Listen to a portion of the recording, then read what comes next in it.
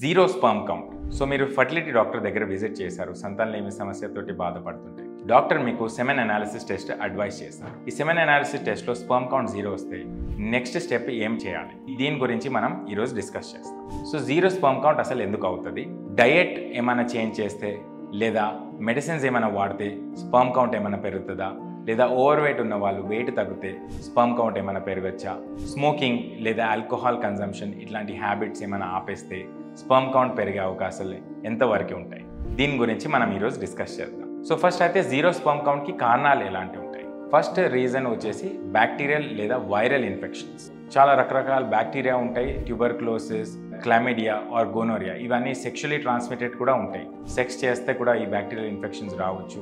ఒక్కొక్కసారి యూరిన్ నుంచి లేదా బ్లడ్ స్ట్రీమ్ నుంచి కూడా ఈ బ్యాక్టీరియల్ ఇన్ఫెక్షన్స్ రావచ్చు. ఇవన్నీ ఇన్ఫెక్షన్స్ ఏం చేస్తాయంటే డక్ట్స్ చాలా డెలికేట్ స్ట్రక్చర్స్కి డ్యామేజ్ చేసేస్తుంది, స్కారింగ్ చేసేస్తుంది. దాంట్లో వాపులు రావచ్చు లేదా స్కార్ టిష్యూ ఫామ్ అవ్వచ్చు.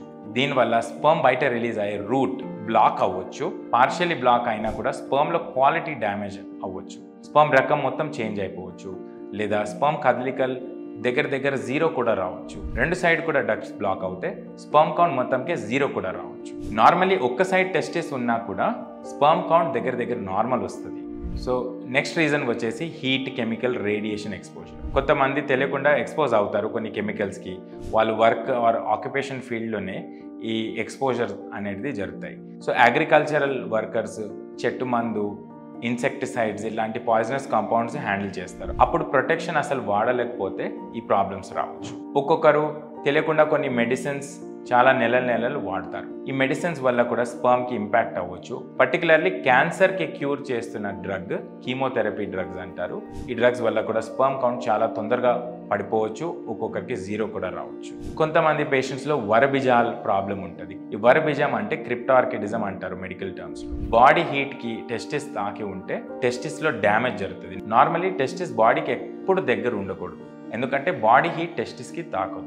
హెల్దీ స్పర్మ్ 35 degrees టెంపరేచర్లో మంచిగా మ్యానుఫ్యాక్చర్ అవుతాయి.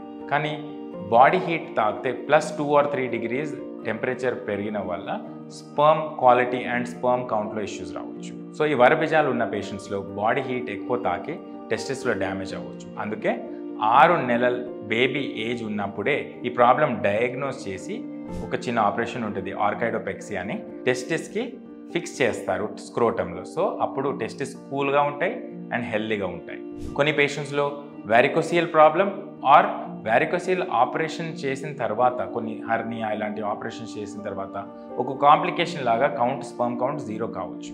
స్మోకింగ్, ఆల్కహాల్, డ్రగ్ హ్యాబిట్స్ ఉన్న కొన్ని సంవత్సరాలు ఈ టాక్సిన్ ఎక్స్పోజ్ అవుతే స్పర్మ్ కౌంట్ జీరో కూడా కావచ్చు. ఓవర్ వెయిట్ ఆర్ ఒబీస్ ఉన్న పేషెంట్స్లో, రేడియేషన్కి ఎక్స్పోజ్ అవుతున్న పేషెంట్స్ కూడా లేదా ఎక్స్రేస్కి ఎక్స్పోజ్ అవుతున్న మందికి కూడా స్పర్మ్ ఇష్యూస్ రావచ్చు.